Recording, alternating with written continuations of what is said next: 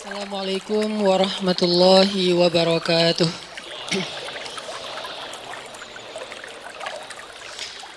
Alhamdulillahirabbil alamin. Alhamdulillahilladzi hadana li hadza wa ma kunna linahtadiya laula an hadanallah. Asyhadu an la ilaha illallah wahdahu la syarikalah. Lahul mulku wa lahul hamd wa huwa ala kulli syai'in qadir. Wa asyhadu anna Muhammadan abduhu wa rasuluhu la nabiyya ba'dah. Radina billahi rabba wa bi Muhammadin nabiyya wa bil islami dina. Rabbi syrah li sadri wa yassir li amri wahlul 'uqdatan min lisani yafqahu qawli. Allahumma salli wa sallim wa barik ala sayyidina Muhammadin wa ala alihi wa sahbihi ajma'in.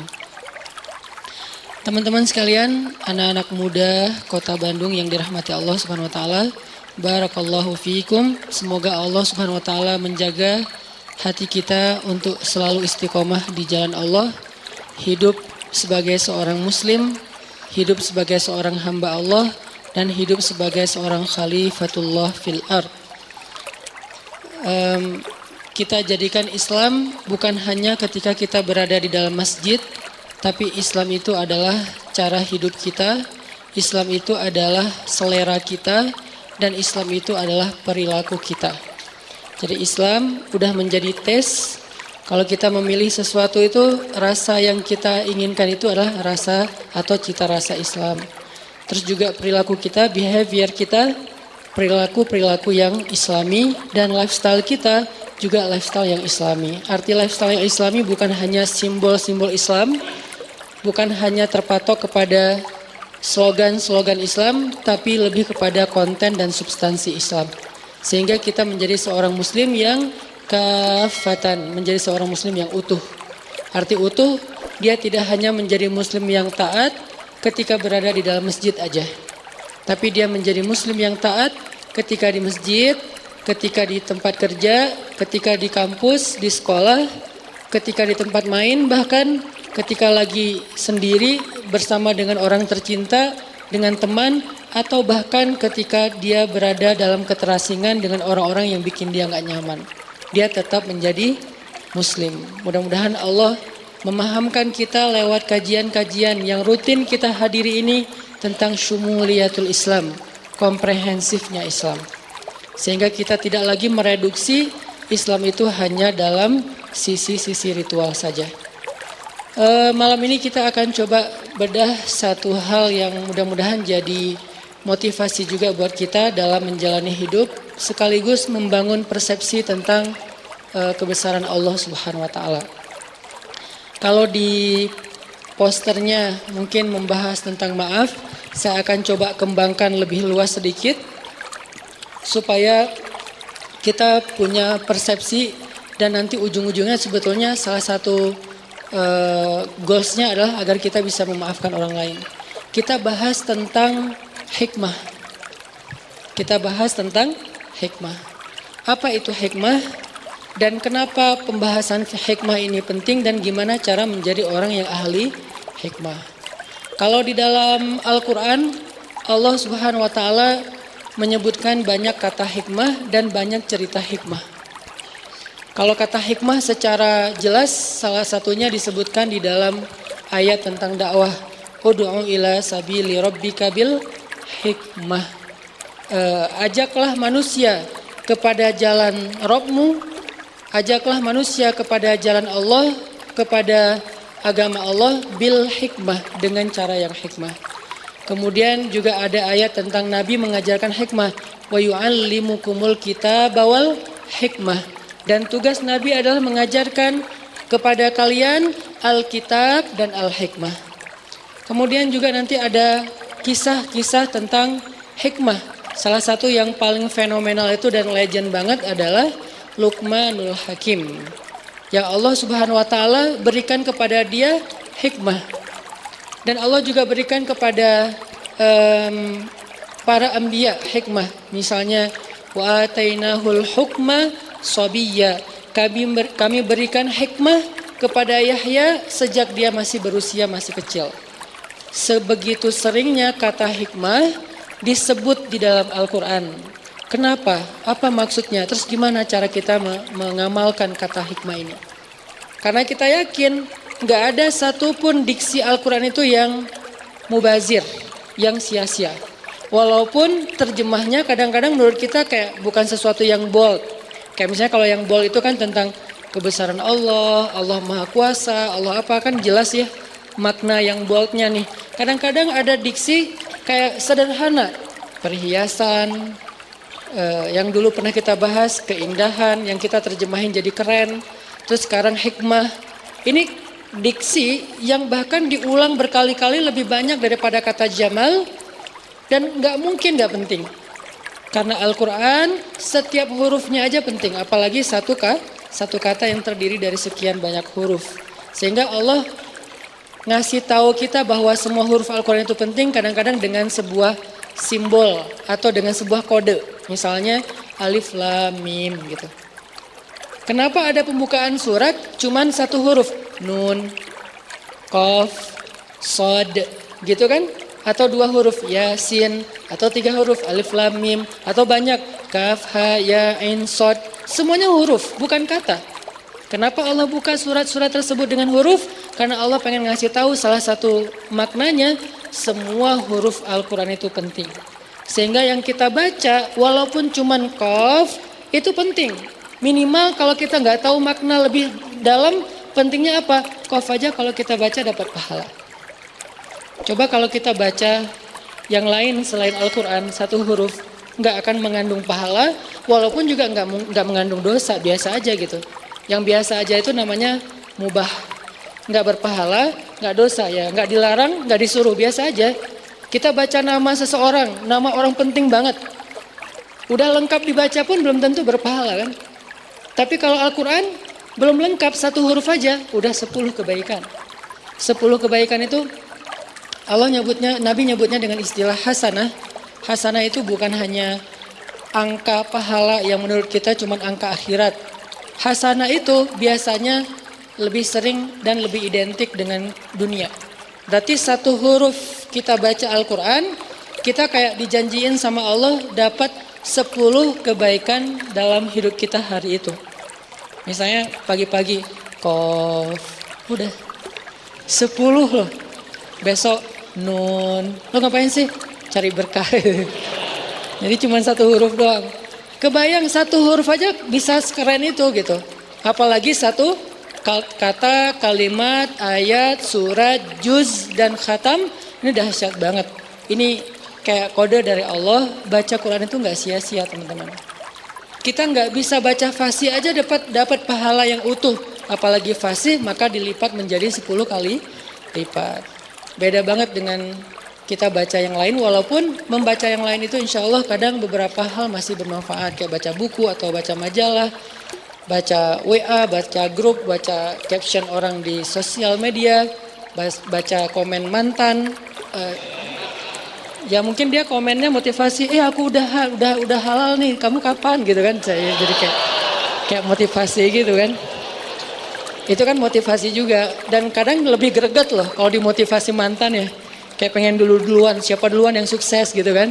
Terus sudah sukses pengen bikin dia nyesel kan gitu. Niatnya dari awal udah gak benar. Oke, kita belajar tentang hikmah. Apa sih arti hikmah? Banyak, karena bahasa Arab ini punya makna yang sangat beraneka macam dan luas banget. Tapi salah satu arti hikmah yang sering banget diulang-ulang oleh ulama adalah hikmah itu kayak akibat, dampak. Dan by the way, akibat itu juga bahasa Arab, aqibah. Wal aqibatu lil muttaqin. Artinya apa? Akibat atau kesudahan, hasil yang baik itu adalah hak orang yang bertakwa, kata Allah. Wal aqibatu lil muttaqin. Akibat artinya kayak hasil yang baik adalah hak bagi orang yang bertakwa. Itu sama kayak Allah berjanji, wa may yattaqillah yaj'al lahu makhraja wa yarzuqhu min haitsu la yahtasib. Wa may yattaqillah yaj'al lahu min amrihi yusra. Wa may yattaqillah yukaffir anhu sayyi'atihi wa yu'zim lahu ajra. Siapa yang bertakwa kepada Allah, Allah kasih jalan keluar. Siapa yang bertakwa kepada Allah, Allah kasih surprise, kejutan. Siapa yang bertakwa kepada Allah, Allah kasih kemudahan. Siapa yang bertakwa kepada Allah, Allah hapuskan dosa-dosanya. Siapa yang bertakwa kepada Allah, Allah lipat gandakan balasannya, rewardnya, jazanya. Ini semuanya disebut dengan akibah. Disebut dengan hasil, akibat. Walaupun arti akibat dalam bahasa kita mungkin sedikit lebih ringan. Kalau dalam bahasa Arab, akibah itu artinya kesudahan, hasil. Wal akibatul lil muttaqin, berarti hasil yang baik adalah hak orang yang bertakwa. Jadi bisa dibilang hikmah itu agak mirip dengan makna akibah atau akibat, kesudahan, efek. Nah, kalau di dalam ayat tentang dakwah, maka arti hikmah itu adalah orang yang bijak itu, orang yang hikmah adalah orang yang kalau dia berdakwah, dia ngomong, dia bikin caption, dia komen, dia mikirin efeknya. Bukan mikirin maunya. Ini kurang hikmah. Mungkin kalau kita terjemahin lebih luas lagi, hikmah itu bijak kalau bahasa kita. Hikmah itu bijak. Orang yang ahli hikmah, bahasa Arabnya disebut Al-Hakim. Luqmanul Hakim, Luqman yang bijak sana. Berarti orang yang bijak itu adalah ketika berdakwah, dia mikirin efek dari caption saya ini apa? Efek dari komen saya ini apa? Efek dari cara ngomong saya, sikap saya, program saya atau apapun yang kita rencanain itu apa? Terhadap dakwah. Ini namanya orang yang ud'u ila sabili rabbika bil hikmah. Bukan cuman pengen mengekspresikan maunya dia. Ini kurang bijak nih. Misalnya lagi ngejos kan, ngomong aja terserah dia mau terima atau enggak. Nah, ini enggak mikirin efek. Terserah orang mau nerima atau nolak, terserah dia. Yang penting saya kan udah ngomong. Nah, ini namanya agak sedikit belum matang menurut saya. Kenapa? Karena dia masih berdakwah untuk nunjukin sikap dia. Kalau dia tuh bold, kalau dia tuh ngejos, kalau dia tuh orangnya pemberani, orangnya misalnya sangat loyal kepada agama, pengen nunjukin doang kalau dia itu orangnya hebat gitu. Nah, ini belum bijak. Kalau orang yang bijak, dia nggak mikirin tentang ekspresi pribadi, dia mikirinnya, nih keterima nggak ya yang saya sampaikan? Nih kira-kira waktunya tepat nggak ya? Nih momennya udah pas belum ya? Nih kira-kira dia ngerti nggak ya kalau ngomongnya seberat ini atau serumit ini gitu? Ini namanya orang yang hikmah. Ud'u ila sabili rabbika bil hikmah. Ajaklah orang kepada agama Allah dengan bijaksana. Arti dengan bijaksana, kita terus mikirin banget apa ajakan yang buat orang insya Allah akan nyaman. Kemudian dia bisa paham, lalu dia nerima. Ini salah satu di antara arti hikmah. Tapi yang kita akan bahas bukan hikmah dari sisi itu, karena itu agak berat. Lagian itu bukan untuk dipraktekin sehari-hari, lebih ke orang yang memang khusus berdakwah atau apa gitu. Yang kita pengen bahas hikmah dalam kehidupan kita sehari-hari. Karena arti hikmah itu adalah efek, akibat, atau kesudahan, atau kejadian yang berlaku setelah sesuatu. Maka hikmah dalam kehidupan kita sehari-hari itu artinya adalah apa hal yang akan Allah tunjukkan setelah ini. Nah, ini nih arti hikmah. Makanya kan kita bilang ambil hikmahnya aja, kan suka gitu kan ya. Ambil hikmahnya aja. Itu kalimat nasihat tuh bijak banget loh, tuh keren banget dan penting tuh. Bukan sekedar basa-basi untuk bikin orang yang lagi kena musibah lebih sabar. Bukan basa-basi, itu nasihat yang mungkin diambil dari hadis-hadis yang banyak terus jadi satu kalimat sederhana. Ambil hikmahnya aja. Artinya tunggulah kejutan dari Allah, sesuatu yang baik sesudah ini, itu maksudnya. Dan orang yang ahli hikmah adalah orang yang paling sabar untuk menunggu kejutan itu. Ini orang yang ahli hikmah dalam konteks kehidupan sehari-hari. Orang yang paling sabar menunggu, apa sih yang Allah rencanakan di balik ini? Apa sih kebaikan yang Allah pengen ngasih di balik ini? Apa sih kejutan yang sedang Allah sediakan untuk saya di balik ini? Ini orang yang ahli hikmah banget, ini hakim banget nih. Dan itulah Luqmanul Hakim. Salah satu makna dari hakimnya Luqman, dia selalu mampu untuk bersabar menunggu kebaikan yang Allah sediakan untuk dia di balik satu ketentuan, takdir Allah atau apapun. Sehingga dia menjadi orang yang sabar, menjadi orang yang ridho. Ridho itu apa? Nerimo. Kalau sabar, kalau ridho itu nggak mau memprotes Allah. Kalau sabar itu dia nggak mau ngeluh. Kalau ridho dia nggak mau protes. Kalau ngeluh kan lebih kepada masalah ya. Kok saya gini, kok saya gitu. Kalau protes, apa maunya Allah? Ini nggak ridho nih. Nah, Luqman menjadi orang yang paling sabar, ridho, happy lagi tuh. Padahal kalau kita lihat Luqman itu kehidupannya sangat biasa banget dibandingkan kita nih. Satu, dia orang Ethiopia, Habasyah, orang kulit hitam.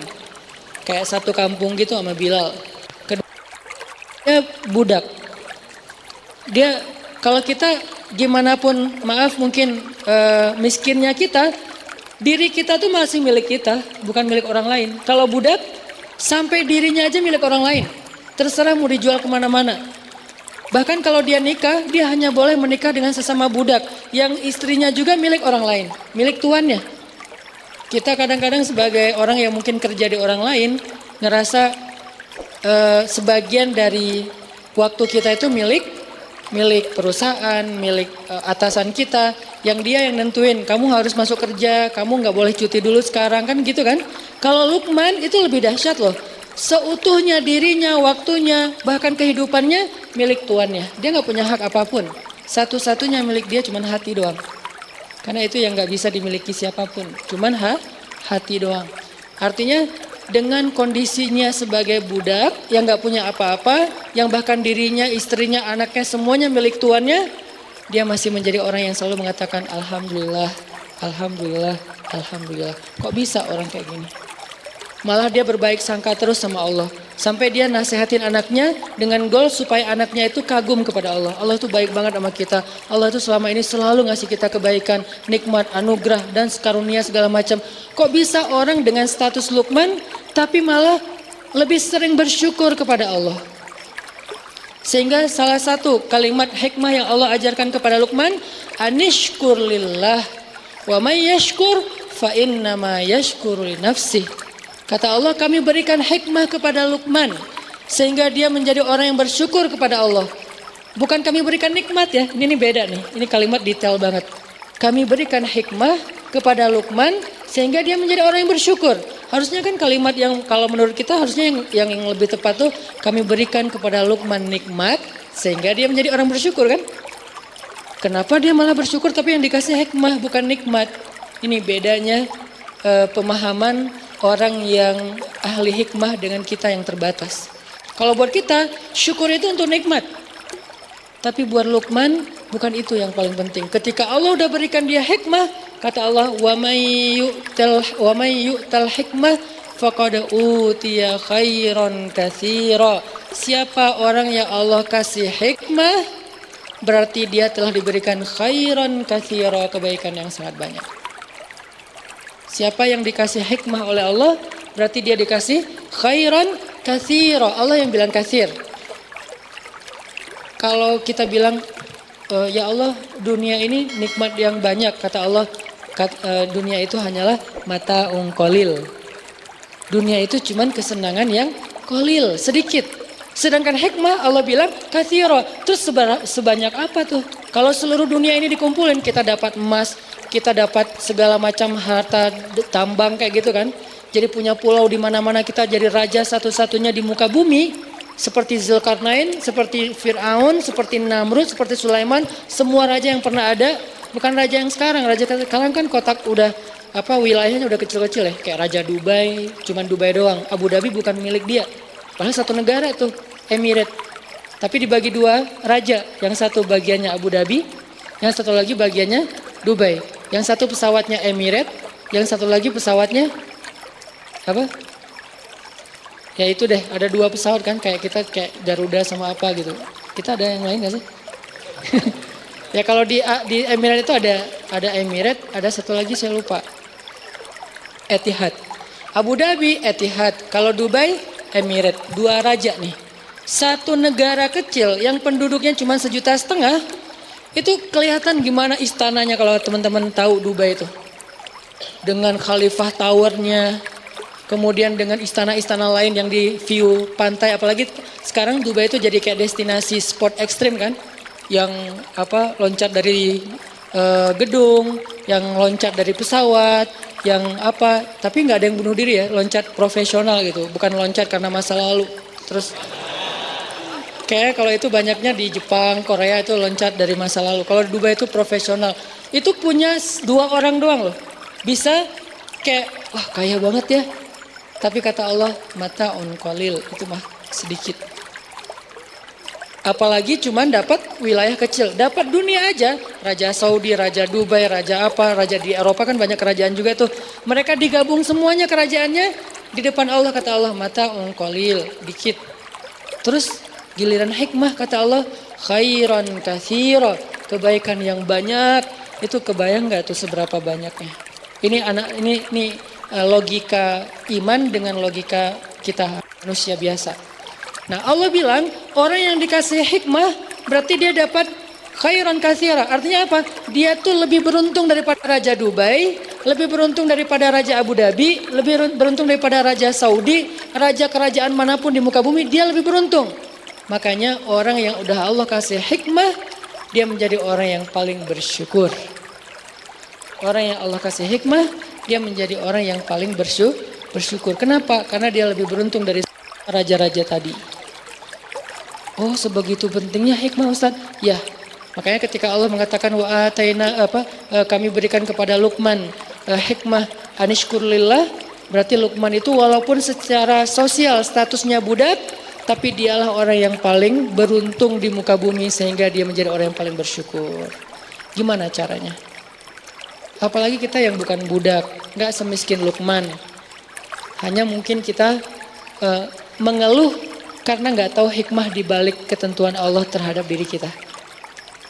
Jadi kalau Allah sayang kepada hamba, Allah nggak ngasih nikmat supaya dia bersyukur. Itu biasa. Oke, itu kasih sayang Allah, tapi yang kayak levelnya level receh lah tuh.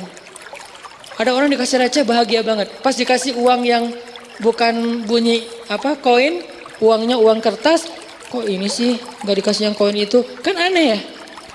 Dikasih uang 1.000 rupiah atau 500 rupiah, dia bersyukur, makasih atur nuhun, makasih banyak, berkali-kali ngomong syukur. Sampai ngundang teman-temannya, aku dapat nih 500 rupiah gitu kan.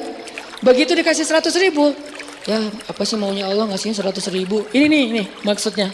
Jadi Allah kayak nawarin, ini loh yang lebih baik daripada itu, mau gak aku berikan kepada kalian hikmah. Apa sih hikmah? Yang membuat Luqman sebagai budak merasa paling bahagia, paling beruntung, yang kata Allah adalah khairan katsira, kebaikan yang sangat banyak. Tadi balik lagi, hikmah itu adalah ketika kita bisa memahami kebaikan di balik semua ketentuan Allah Subhanahu wa taala. Mau itu anugerah ataupun musibah, semuanya baik. Itu orang ahli hikmah. Nanti berlaku lagi di dalam hadis yang lain, ajaban li amril mu'min. Betapa menakjubkan orang yang beriman, itu hikmah tuh. Hidupnya semuanya baik, dikasih anugerah baik, dikasih musibah baik, sehingga dikasih anugerah dan musibah buat dia semuanya diungkapkan dengan ridho. Bisa ridhonya dalam bahasa sabar, bisa ridhonya dalam bahasa syukur. Intinya dia ridho. Saya terima ya Allah, saya terima ya Allah. Kan nerima tuh enak ya. Saya terima nikahnya kan enak kan ya. Masa saya tolak nikahnya, kan gak ada akad kayak gitu kan. Jarang banget ada yang orang ngomong saya terima nikahnya tapi cemberut. Jarang kan. Saya terima deh nikahnya. Gak ada kan orang kayak gitu. Rata-rata saya terima nikahnya tuh kayak calon mertua belum selesai ijab kita udah kabul gitu kan. Saya nikahkan, saya terima Pak gitu kan. Saking kayak lagi semangat banget gitu. Kadang-kadang kalau ada orang yang calon mertuanya mungkin orangnya kebiasaan pelan-pelan kalau ngomong. Ananda, saya sebagai ayahnya panjang ininya, atau kadang-kadang si MC-nya prolognya kepanjang banget, kapan akan nikahnya, keburu gempa, keburu apa, keburu kiamat gitu kan. Terus saya nggak sempat nikah lagi, pengen cepet-cepet. Makanya kalau si penghulunya bijak, biasanya akad dulu nanti baru ceramah, biar mereka udah tenang dengerin nasihat. Beda dengerin nasihat tapi deg-degan. Ini akad jadi nggak sih? Ini akad jadi nggak sih? Udah sejam ceramah teh. Kenapa ini ceramah kesannya kayak dilama-lamain? dan penceramahnya masih muda. Jangan-jangan kan bahaya banget gitu. Makanya pengen akad itu segera udah beres akad, si ceweknya kan hadir gitu kan. Duduk di sebelah, dengerin nasihat nasihat tentang pernikahan, khutbah nikah, itu tenang banget. Artinya saya terima ya Allah tuh kita kayak berakad dengan Allah. Ya Allah apapun yang kau berikan saya yakinlah itu kebaikan buat saya terima. Raditu billahi robba, itu artinya. Wabi Muhammadin nabiyya wabil islami dinan. Artinya kita emang terima banget. Nah ini nih orang yang nerimo ini, dia adalah buah dari ahli hikmah. Mengerti kebaikan di balik semua ketentuan Allah Subhanahu wa taala. Nah, kita belajar tentang hikmah ini. Gimana sih biar jadi orang yang ahli hikmah? Kita bisa selalu yakin, enggak apa-apa deh kayak gini, ini kan qadarullah lah, udah Allah tentukan kayak gitu. Enggak apa-apa, tunggu aja bentar lagi ada kebaikan. Kayak gitu tuh. Kalau dikasih nikmat, anugerah, ya wajar banget kita bisa langsung menebak, alhamdulillah ini kebaikan. Tapi kalau dikasih ujian nih, belajar hikmahnya tuh untuk itu. Belajar hikmah untuk kalau dikasih ujian, dikasih musibah, dikasih sesuatu yang menurut kita kayak bukan maunya kita gitu. Kan sering banget ya dalam hidup kita Allah tentuin sesuatu yang bukan maunya kita. Saya juga sering kayak ngerasa gak enak sama Allah. Ya Allah maafin saya, kemarin udah salah sangka, kemarin saya ngeluh, kemarin saya salah paham, kemarin saya gak ngerti, kemarin saya ngomongnya gak baik. Pas Allah tentukan begini dalam hidup. Adegan paling kecil aja dalam kehidupan kita. Kita rencanain ini, yang terjadi yang sebaliknya. Kita rencanain apa, yang terjadi sebaliknya. Padahal kita udah ikhtiar maksimal dalam kerjaan, dalam kuliah, dalam apapun. Itu sering banget. Dan biasanya kalau kita sabar dikit, nanti kita akan tahu. Sabar ini artinya bukan diam ya. Sabar ini artinya jangan melenceng. Itu arti sabar. Tetap di situ, jangan melenceng, tetap on the track, jangan keluar dari syariat, jalan Allah. Syariat itu kan artinya jalan, syariat bahasa Arab itu artinya jalan. Jangan keluar dari jalan itu, jalan aja nggak apa-apa. Walaupun ada agak-agak badai dikit, gerimis dikit, terus mungkin ada godaan-godaan orang teriak-teriakin kita dikit, dibully, jalan aja. Bentar lagi kita akan ngelihat hikmah kebaikan yang Allah sediain. Kita sering mungkin kehilangan kebaikan hikmah karena kita nggak sabar, langsung belok. Ada masalah dikit, belok. Ada masalah sedikit, U-turn. Balik lagi ke tempat tadi, nggak jadi deh. Padahal mungkin jarak kita dengan hikmah itu tinggal selangkah. Jarak kita dengan hikmah itu tinggal beberapa hari lagi. Setahun udah berjalan, tinggal sehari lagi. Putus asa namanya, balik arah. Akhirnya kehilangan kebaikan yang Allah janjiin. Mana buktinya, saya udah setahun nunggu. Padahal kalau dia nunggu sehari lagi, dapat tuh. Sehari doang. Cuman kan kita nggak pernah tahu ya berapa lama, dan itulah challenge-nya tuh di situ. Gimana dong Ustaz kalau kita nggak tahu? Justru kalau kita tahu namanya bukan hikmah. Karena hikmah itu sengaja Allah sediakan buat mereka yang yakin, bukan yang tahu. Mereka tahu setelah mereka yakin, bukan mereka yakin setelah mereka tahu. Yakin dulu, ntar kamu akan tahu, akan melihat buktinya. Nah ini yang disebut dengan iman, jalannya hikmah.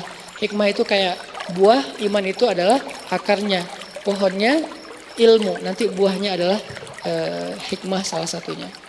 Jadi gimana caranya kita jadi orang yang gak gampang ngeluh ketika Allah uji, gak gampang putus asa, gak gampang berbalik arah, gak labil, tetap jalan di situ. Dan kalau perlu level paling tingginya, begitu Allah kasih musibah, bersyukur.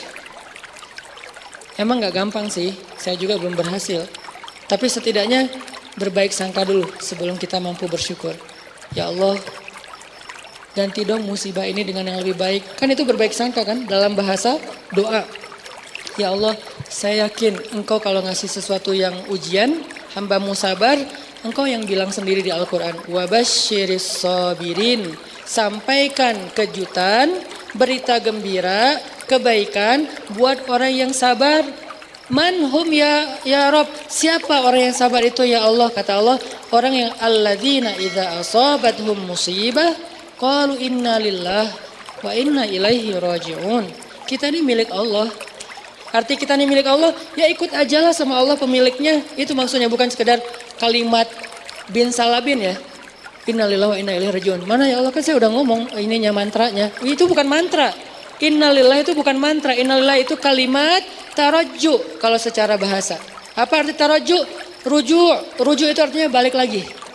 Kalimat ketika kita mengembalikan semuanya kepada langit. Itu arti innalillah. Kalau kita belum mengembalikan ke Allah, berarti belum innalillah. Walaupun kita udah ngulangin teks itu berkali-kali. Innalillah wa inna ilaihi rajiun. Tapi apa sih maunya Allah nih? Innalillah wa inna ilaihi rajiun. Gak rela banget sih innalillah wa inna ilaihi rajiun. Allah gak fair sama saya. Innalillah wa inna ilaihi rajiun. Ngomong beribu-ribu kali. Kalau belum kembalikan kepada Allah hasilnya, hikmahnya, berarti belum tarajju. Jadi kalimat innalillah bahasa Arabnya kalimat tarajju. Subhanallah kalimat tasbih. Alhamdulillah kalimat tahmid. Allahu Akbar kalimat takbir. Astaghfirullahaladzim kalimat istighfar. Nah innalillah kalimat tarajju. Masing-masing ada judulnya kan, ada sebutannya. Nah apa arti tarajju? Mengembalikan lagi kepada Allah. Jadi begitu kita bilang innalillah, ya sih ini kan juga milik Allah. Harta kita innalillah. Inna itu bukan saya, kita. Kita di sini, saya, keluarga saya, harta saya, rumah saya, kerjaan saya, hidup dan mati saya. Nahnu, kita semua lillah, milik Allah. Masa kita marah kepada orang yang mengambil miliknya sendiri? Kecuali dia ngambil milik kita, baru kita marah. Ini kan punya saya. Tapi ngomong innalillah, tapi kayak nggak rela kan, berarti samanya kita bilang innalillah. Ya sih, tapi kan ini punya saya, kan nggak nyambung ya, klise ya. Innalillah berarti kita benar-benar yakin ini tuh milik Allah, dititipin di saya ya, terserah Allah mengambil kapan aja. Tapi saya berharap ya Allah titipin lagi dong yang lebih bagus, gitu kan? Ini nih manusiawinya kita. Dan Allah sayang ke hamba yang kayak gitu. Yang penting dia sadar. Yang penting kamu jangan klaim itu milik kamu ya, apalagi ganti nama di sertifikat nggak boleh. Namanya tetap nama saya. Kamu cuma ngontrak. Begitu nanti kata yang pemilik rumah, kontrakannya ini udah habis, aku ambil ya rumahnya. Oh iya nggak apa-apa, saya boleh ngontrak rumah yang lain yang punya tuan yang lebih bagus. Itu Allah suka kayak gitu. Yang nggak Allah suka, enak aja nih kan saya udah tinggal di sini setahun, nggak boleh kayak gitu. Kita tuh cuma ngontrak, terus ketika Allah mau ngambil, ridho aja. Innalillah, oh ya ini punya tuan, ambil aja. Boleh nggak saya tinggal? Saya nggak punya rumah nih. Boleh nggak saya tinggal di rumah bapak yang lebih bagus? Oh boleh, itu ada apartemen saya lebih bagus di pusat kota. Boleh nggak apa-apa. Tinggal aja di situ. Kalau orang nanya nih rumah siapa? Jangan bilang rumah kita. Ini namanya nggak taraju kan?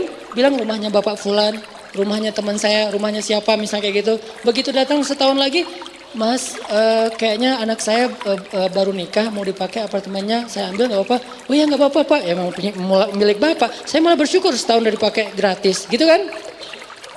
Tapi saya mau tinggal di mana ya Pak? Kan gitu kan ya? Oh ya udah nanti saya cariin, ada yang lebih bagus. Cuman anak saya nggak suka, mungkin buat Bapak, buat Mas lebih nyaman. Yang mana ditunjukin? Mau pilih yang mana? Oh yang ini boleh nggak? Ternyata lebih gede lagi. Kayak gitu aja terus. Allah tuh baik sebetulnya. Udah kita ngontrak gratis. Ketika Allah ambil, itu Allah mau mindahin kita ke yang lebih baik. Masalahnya kenapa nggak dapat? Karena kita udah ngeluh dan marah-marah kepada si pemilik kontrakan. Akhirnya jadilah kita homeless, nggak punya apa-apa. Padahal kalau kita mau ridho dikit, nggak apa-apa, ini memang punya bapak, dikasih yang lebih bagus nanti tempat tinggalnya. Ini yang disebut dengan hikmah. Insya Allah nanti kita lanjutin lagi setelah sholat isya. Kita lanjutkan tentang hikmah. Yang tadi arti hikmah itu adalah belajar untuk memahami kebaikan di balik sebuah peristiwa. Terutama peristiwa-peristiwa yang buat kita tuh kita hindarin. Kita nggak suka peristiwa yang kayaknya musibah, bencana, ujian kayak gitu-gitu. Kita belajar memahaminya. Nah yang namanya hikmah dia nggak bisa difahami kecuali dengan dua syarat.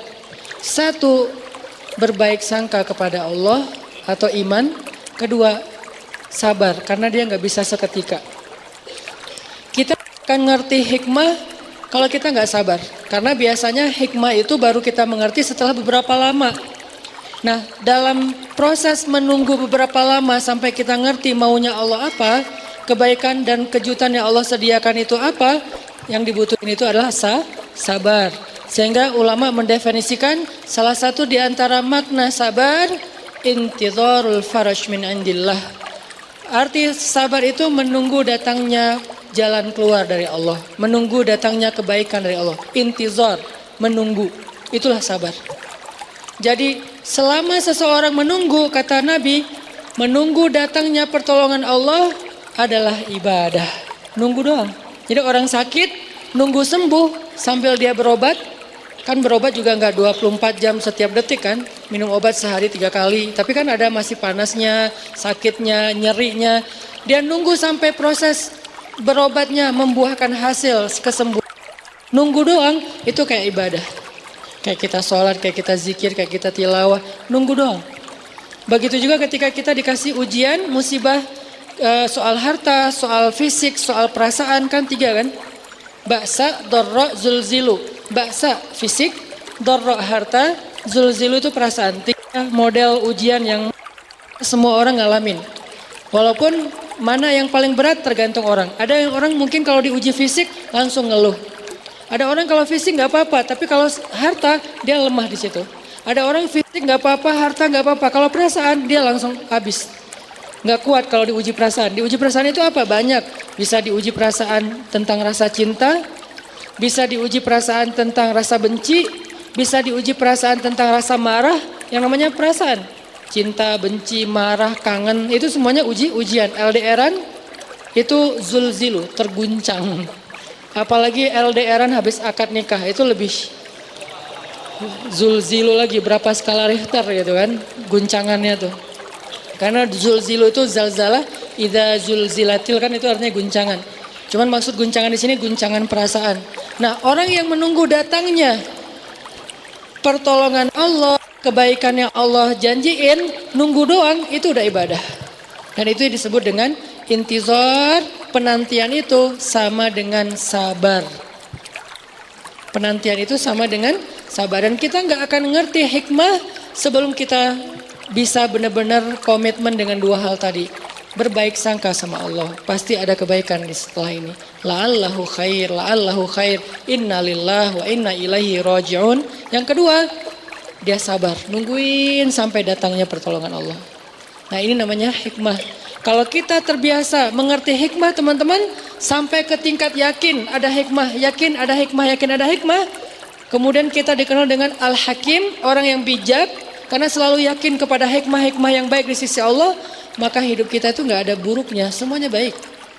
Ajaban li amril mu'min, inna amrohu kullu khair.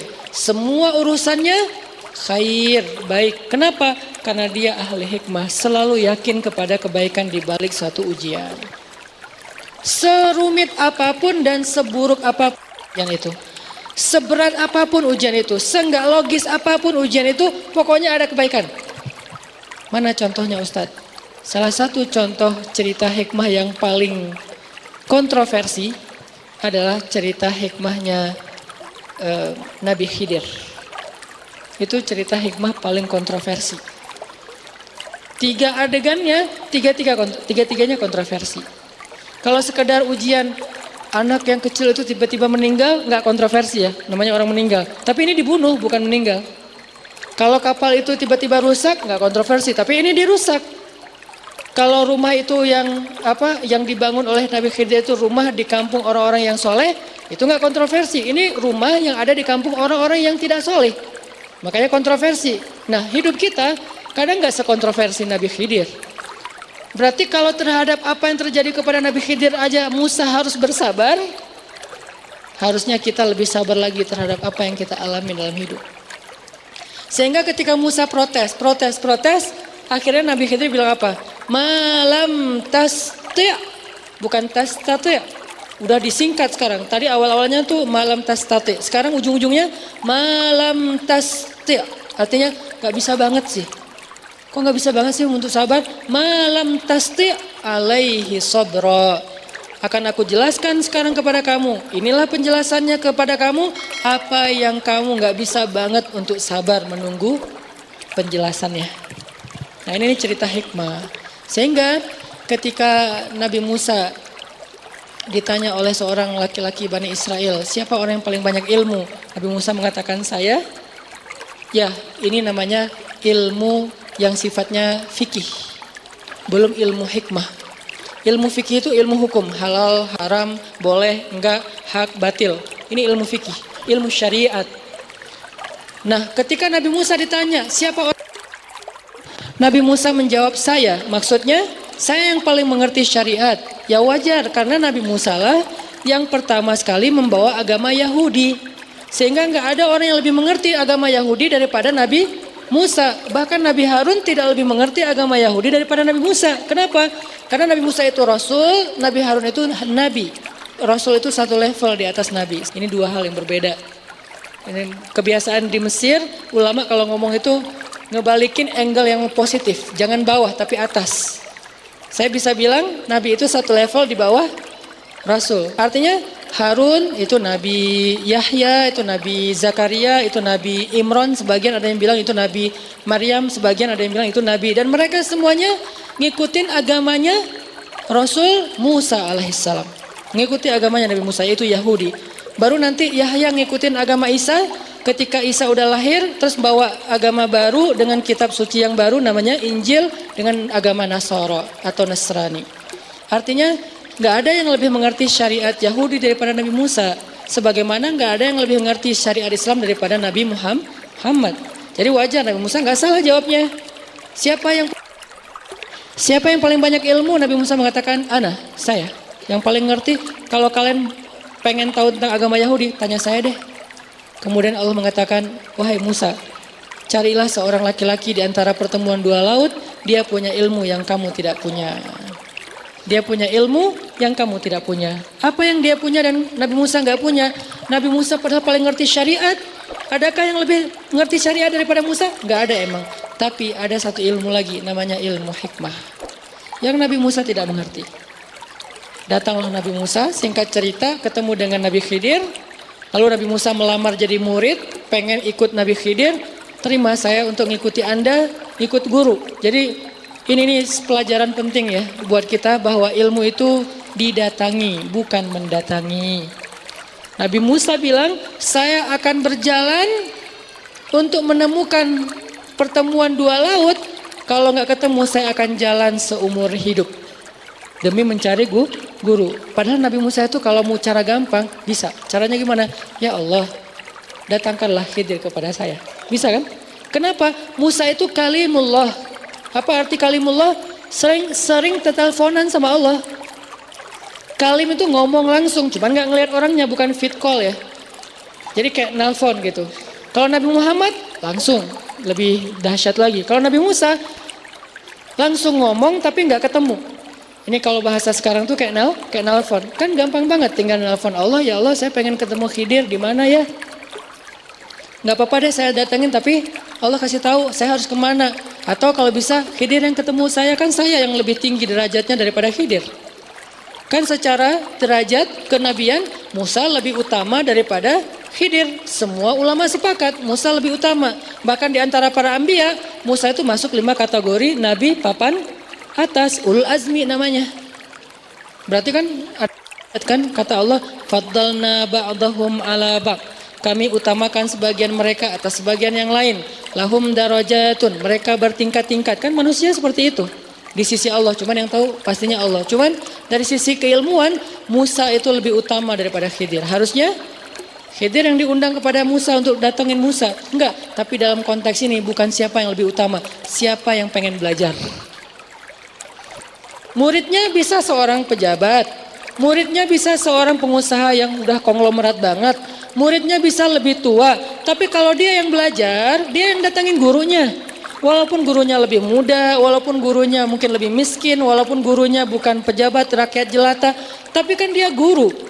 Maka konsep rumus dasarnya ilmu didatangi, bukan mendatangi.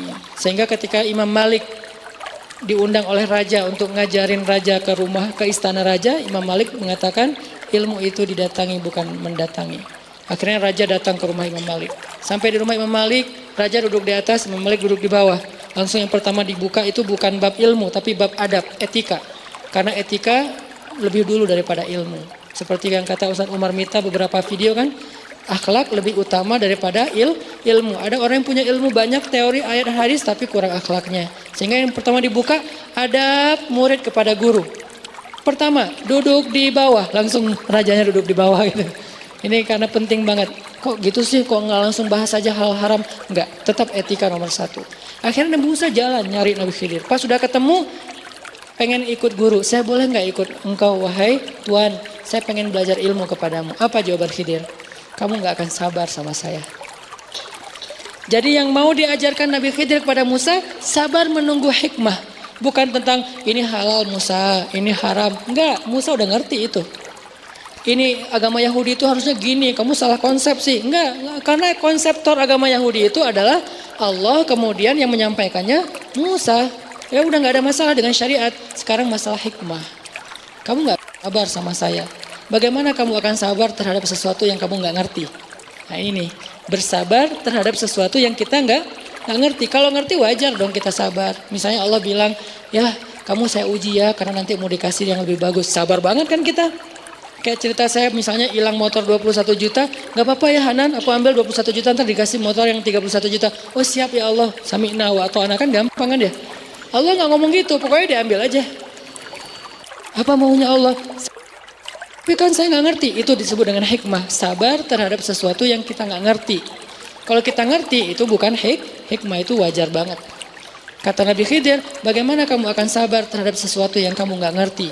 Kata Nabi Musa, saya akan berusaha. Izinkan saya untuk mencoba. Saya akan bersabar. Kata Nabi Khidir, kalau gitu syaratnya kamu boleh ikut saya tapi nggak boleh komen. Boleh ikut saya tapi nggak boleh komen. Ini kayaknya untuk jadi murid seperti Nabi Isa kita kayaknya perlu belajar nih. Ikut ulama jangan banyak protes.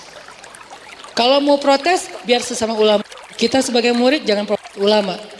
Kalau kita berbeda pendapat dengan ulama, boleh dengan satu syarat. Karena kita mengambil pendapat ulama yang lain, bukan mengambil pendapat pribadi. Ini salah.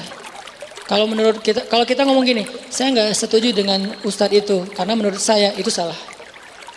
Tapi kalau kita ngomong gini, saya nggak setuju dengan ustadz itu, karena menurut ustadz ini, nah ini kan memilih dua pendapat ulama ya. Nah, ini boleh, nggak apa-apa dan itu fair. Karena Islam itu mazhab, banyak mazhab. Saya nggak setuju dengan misalnya sholat yang nggak pakai kunut karena menurut kiai saya kunut itu adalah, nah ini boleh. Atau sebaliknya, saya nggak setuju dengan kiai yang kunut karena menurut ustaz saya nggak masalah karena kita memilih pendapat ulama. Tapi kalau kita bilang saya nggak setuju dengan doa itu karena menurut saya, kita siapa? Nah kalau kita keras kepala, kekeh berdebat dengan ulama, maka bahasa Al-Quran untuk mereka dan itu ada di dalam surat Al-Luqman, nggak bijak banget. Seperti, maaf, Allah mengumpamakannya seperti keledai. Inna angkarul aswad la sautul hamir. Seburuk-buruk suara itu suara keledai. Apa maksud perumpamaan ini? Ini peribahasa Quran, karena Al-Quran juga punya peribahasa. Seburuk-buruk suara, suara keledai. Apa maksudnya? Keledai di surat Al-Jumu'ah, surat yang lain, adalah simbol hewan yang bodoh. Makanya orang Arab kalau ngeledekin, kalau marah kepada orang lain, mereka nggak bilang maaf ya. Kalau di kita kan anjing misalnya gitu kan ya. Gitu kan ya. Kalau di mereka tuh enggak. Karena kalau dibilang anjing itu bukan ledekan. Itu biasa aja. Anjing itu dianggap hewan yang cerdas. Memang sih secara fikih dia najis. Tapi secara intelektual anjing ini cerdas gitu, makanya dipakai berburu, dipakai banyak hal kan. Anjing bermanfaatnya banyak juga selain memang dia najis secara fikih. Najis itu bukan harus dibunuh, najis itu nggak boleh kena liurnya, nggak boleh dipelihara dalam konteks tertentu. Tapi dia hewan yang cerdas, anjing itu hewan yang setia. Sehingga kalau orang dibilang anjing dalam bahasa Arab itu artinya kamu setia, kamu cerdas misalnya. Enggak, canda. Jadi orang Arab tuh nggak bilang anjing lo, enggak, keledai lo. Nah kalau dibilang keledai itu berarti goblok, berarti dia jahil, berarti dia bodoh. Makanya orang Arab kalau bilang ya humar, wahai keledai gitu. Saya pernah di MRT di Mesir gitu lagi, biasanya orang-orang Arab tuh kalau lagi desak-desakan suka marah.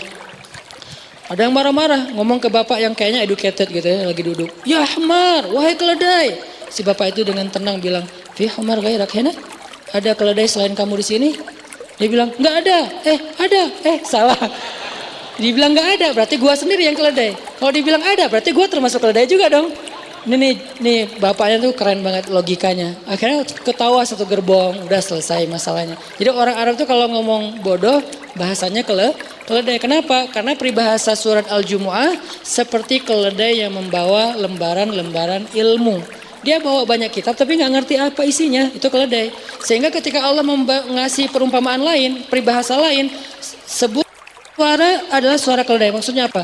Udah nggak punya ilmu, ngomongnya lantang, itu maksudnya. Udahlah nggak punya ilmu, tahu dalil baru satu hadis, innamal a'malu binniyat, tapi debatnya panjang. Itu kata Allah, inna angkarul aswat la sautul hamir. Seburuk-buruk suara, suara keledai. Kenapa kalimat itu ditaruh di surat Luqman? Karena itu simbol dari orang yang tidak bijaksana. Setelah itu ada ayat tentang orang yang mendebat ulama, mendebat Allah tentang apa yang mereka nggak ngerti. Intinya adalah balik lagi, kamu nggak akan sabar. Kata Nabi Musa, saya akan usaha. Kata Nabi Khidir, kalau gitu jangan komen ya, kamu diam aja sampai saya jelaskan maksudnya. Siap, jalan nih. Nah ini artinya kalau kita mau ikut ulama, jangan komen. Jangan komen debat di postingan para ustadz. Ini lebih jelas lagi nih. Jangan komen debat di postingan para, bukan saya doang. Ini saya mewakili beberapa ustadz, termasuk ustadz siapapun lah di Indonesia ya. Yang menurut kita ilmu mereka lebih banyak, jangan komen. Kalau kita mau komen, doa, komen, support, komen, semangat, sharing, repost, nge-tag teman kita, oke. Tapi kalau komen, apaan segala macam, jangan. Kenapa? Karena kita bukan selevel dengan mereka. Tapi kan sekarang zamannya bebas, sosmed siapapun bisa komen. Ya, tapi kan semuanya ada etika. Kita pakai smartphone, maka jadilah smart netizen. Jangan sampai kita pakai smartphone tapi tidak smart netizen. Harusnya kita minimal smart netizen sebelum kita nanti jadi smart citizen. Ini smart netizen ini ilmu akhlak yang diajarkan Nabi banget. Falyakul khairan aw liyasmut. Hendaklah dia komen yang baik-baik atau nggak usah follow, itu artinya. Kalau nggak bisa komen yang baik-baik, nggak usah follow, nggak usah ya. Udah nggak usah follow deh, daripada jadi modus kan ya. Nggak usah. Ini artinya jangan komen di depan, di hadapan ulama kecuali yang baik maksudnya. Nah jalan nih Musa, jalan ketemu laut. Khidir itu kan secara bahasa Arab panggilannya Nabi Khadar kan, orang Arab manggilnya Khadar, di Indonesia Khidir. Arti Khadar itu green, bukan Hulk ya. Green di sini karena kemanapun Nabi Khidir jalan, negeri yang tadinya tandus gersang jadi hijau. Jadi gerakan Go Green itu mungkin foundernya adalah Nabi Khidir gitu, dari zaman dulu. Karena kemana beliau pergi jadi hijau, subur, berkah gitu. Sehingga orang semuanya sayang sama Nabi Khidir, senang sama Nabi Khidir. Ada Khidir lewat semuanya pengen menjamu di rumahnya. Kenapa? Rumah yang dimasukin Nabi Khidir berkah.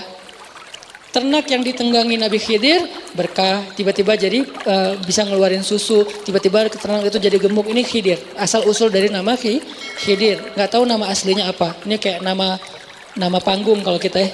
Kayak nama sosmednya gitu. Cuman gak ada underscore, udah aja Khidir. Terus jalan, ketemu laut, pengen nyebrang. Pas mau nyebrang, ada kayak bukan rakit, perahu kecil. Nabi Khidir minta izin kepada pemilik perahu, boleh kami numpang nyebrang? Karena Khidir ini udah viral, semua orang tahu. Anda siapa? Saya Khidir. Oh ya silakan. Biar perahunya berkah, malah gratis kan, supaya dapat berkah. Kayak postingan terakhir yang berkah, bukan angkanya, tapi kadang-kadang kita nyari berkahnya gitu. Udah aja, kadang-kadang kan kalau hitungannya hanya angka, begitu nggak berbayar atau bayarannya kurang kita anggap rugi kan ya. Padahal kalau nyari berkah, kadang-kadang begitu bayarannya kurang di sini, kita ikhlasin karena niat pengen nolong, nanti Allah ganti yang lebih besar. Ini pentingnya berkahnya. Jangan hanya mencari angka, walaupun angka tetap sesuatu yang memang diperbolehin dalam agama. Jalan nyebrang, nggak perlu bayar. Berdua sama Musa jalan nyebrang sampai ke tujuan, udah nyebrang. Sebelum Nabi Khidir turun, Nabi Khidir ambil sesuatu alat untuk ngelubangin kapal. Orangnya diam aja, dilubangin terus nama Nabi Khidir. Sampai udah bocor, masuk air, pergi aja. Musa ngeliatin, maksudnya apa? Khidir jalan aja. Ini kenapa Khidir kok nggak jelasin dulu? Karena lagi pengen ngajarin hikmah. Kalau dijelasin, namanya bukan ngajarin hikmah, namanya ngajarin fikih. Kan fikih dijelasin dulu kan, biar kita tahu mana halal, mana haram. Jelasin dulu di awal, ini halal ya, ini haram, jangan ya. Itu fikih, syariat. Kalau hikmah enggak kayak gitu. Hikmah itu kita dengan Allah. Makanya kalau kita pengen bisa komunikasi dengan Allah, kita tuh harus ngerti hikmah. Kalau dengan manusia, kita ngerti syariah.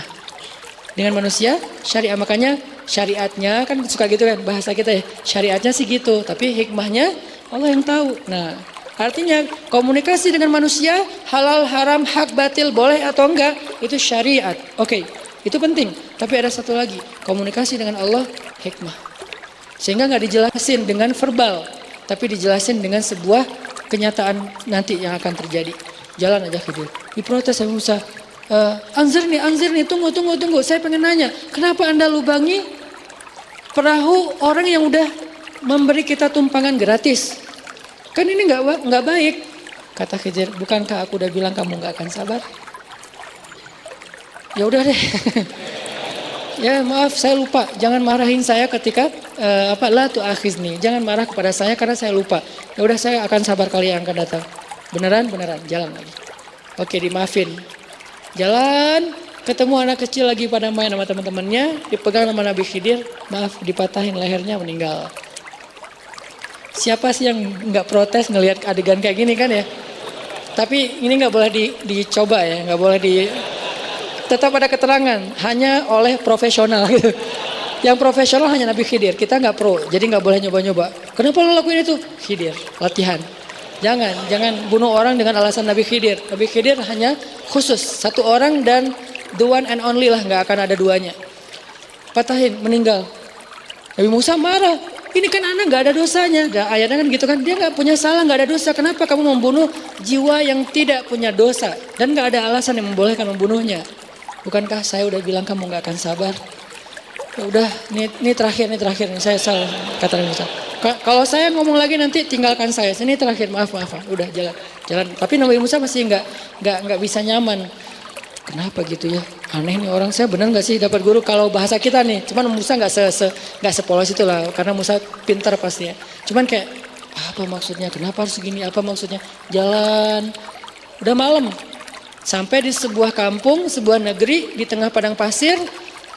Dulu ada budaya istidhafah namanya. Dan itu budaya keren banget. Salah satu akhlak Islam itu istidhafah. Apa arti istidhafah? Memberikan tumpangan untuk orang tamu musafir bermalam dan dikasih makan. Itu budaya Islam. Dan Nabi Ibrahim yang paling jago dalam bab istidhafah. Nabi Ibrahim untuk istidhafah menyembelih 100 ekor onta setiap malam. Demi menyambut tamu, ngasih makan tamu, ngasih tempat tinggal tamu. Jadi bisa dibilang bapak perhotelan pertama dalam sejarah manusia, Ibrahim. Dia nyediain hotel untuk tamu sebanyak 100 ekor onta. Kira-kira 100 ekor onta berapa orang makannya? Ribuan kan? Berarti setiap malam ada ribuan pendatang, penziarah, tamu yang nginap di Al-Aqsa, di Al-Quds. Dan siapa yang memberikan fasilitas hotel ring 1 Al-Quds untuk mereka? Gratis, makan gratis, full buffetnya itu udah full board, direfill lagi, bintang 5 aja kalah. Ibrahim setiap malam menyembelih 100 ekor onta untuk tamu. Berarti Ibrahim kaya banget.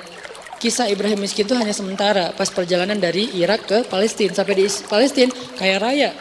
Dan itu kebayang riwahnya bikin manajemen hotel, kemudian catering, terus suppliernya dari mana gitu kan ya. Kayak pekerja-pekerja, nggak segampang, makanya imajinasikanlah sejarah, nggak sesederhana yang kita bayangin. Berarti Ibrahim ini keren banget manajemennya. Memberdayakan masyarakat Al-Quds itu bagus banget sehingga semuanya dapat pekerjaan. Ada yang punya onta jadi supplier onta setiap hari 100 ekor onta kan kebayang berapa ribu sebulan. Ini hebat banget nih. Dan waktu itu masih terjaga budaya istidhafah itu wajib. Kalau ada musafir maka RT RW itu harus punya sebuah program ini tempat kayak penginapan, guest house. Harus disediakan di setiap negeri itu guest house buat tamu. Nah datang ke sebuah negeri gak ada guest house-nya. Ngetuk pintu rumah orang gak ada yang bukain. Semuanya pelit. Gak mau istidhafah. Dan itu aib dalam sejarah. Gak boleh kayak gitu. Akhirnya mereka terpaksa nginep di sebuah rumah yang udah roboh. Hampir roboh gitu. Rumah yang gak jadi gitu.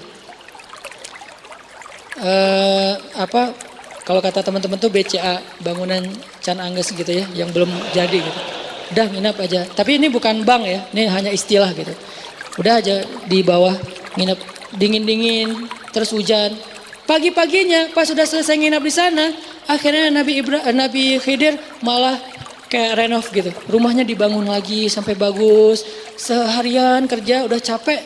Nabi Musa bilang, harusnya kamu minta ongkos nih untuk kerjaan ini. Kenapa? Soalnya kan mereka pelit sebab kita hitung-hitungan. Kamu juga harus hitung-hitungan. Nabi Khidir mengatakan, hadza firaqu baini wa bainak. Inilah perpisahan aku dengan kamu. Salah ngomong Nabi Musa, nggak sabar ya. Karena gregetan, masa sih mau bantu orang yang pelit? Akhirnya inilah perpisahan kita. Sekarang aku akan jelaskan kepada kamu semua hikmah di balik peristiwa yang kamu nggak sabar menunggu penjelasannya. 1.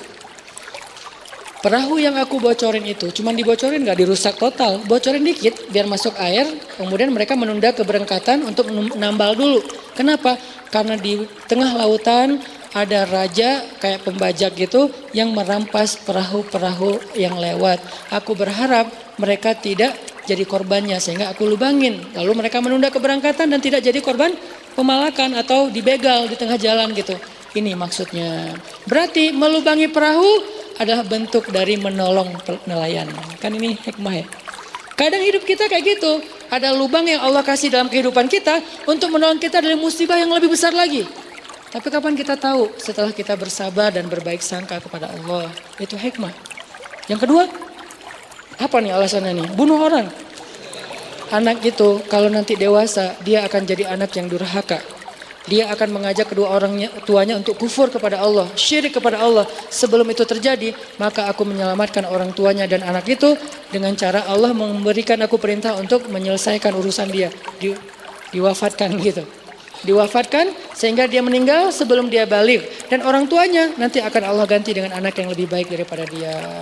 Memang hanya Allah yang bisa melakukan ini. Tapi maksudnya kadang Allah ngasih ujian yang berat banget dan gak logis menurut kita. Kebaikan yang menurut kita itu apalagi nih alasan Allah? Tetap ada alasan. Yang ketiga, kenapa dibangun rumah di kampung orang yang pelit? Karena rumah itu satu-satunya milik orang yang soleh di kampung itu.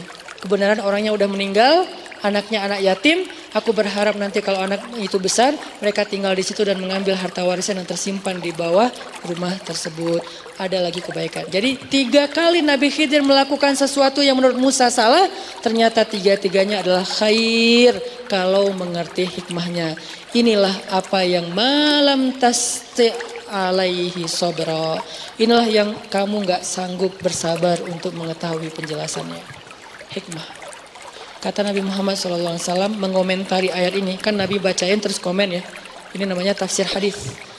Jadi komen terhadap ayat dari hadis. Sebaik-baik tafsir itu tafsir Quran dengan Quran, kemudian tafsir Quran dengan hadis. Nabi yang bilang, kata Nabi, seandainya saudaraku Musa itu sabar sedikit lagi, maka Allah akan mengajarkan kepada dia banyak hikmah-hikmah yang luar biasa. Tapi qadarullah Musa tidak sabar. Intinya itu pelajaran buat kita teman-teman. Hikmah itu memang kayak gitu, misteri. Kalau kita pengen tahu komunikasi sama Allah, apa maunya Allah? Caranya 2, berbaik sangkalah kepada Allah. La'allahu khair. Mudah-mudahan ada kebaikan di sini. Innalillahi wa inna ilaihi raji'un. Apapun bahasa kita, baru yang kedua, tunggu aja. Tunggu tanpa mengeluh, tunggu jangan return, tunggu jangan turn left atau right, pokoknya jalan aja lurus. Istiqomah dan dawam. Istiqomah artinya komitmen, dawam artinya konsisten. Terus saja jalan. Insyaallah nanti kita akan melihat malam tasti alaihi sabra, sesuatu yang kita tidak sabar untuk menemukan penjelasannya. Inilah tentang bab hikmah. Mudah-mudahan jadi motivasi buat kita dalam menjalani hidup, karena pastinya banyak banget rencana-rencana kita yang kadang belum bisa terwujud seperti yang kita pengenin. La'allahu khair. Mudah-mudahan ada kebaikan di balik itu. Yang penting jangan salahin Allah. Kalau ada yang tidak benar, salahkan diri kita sendiri. Menyalahkan diri sendiri itu bagus untuk memperbaiki sikap kita.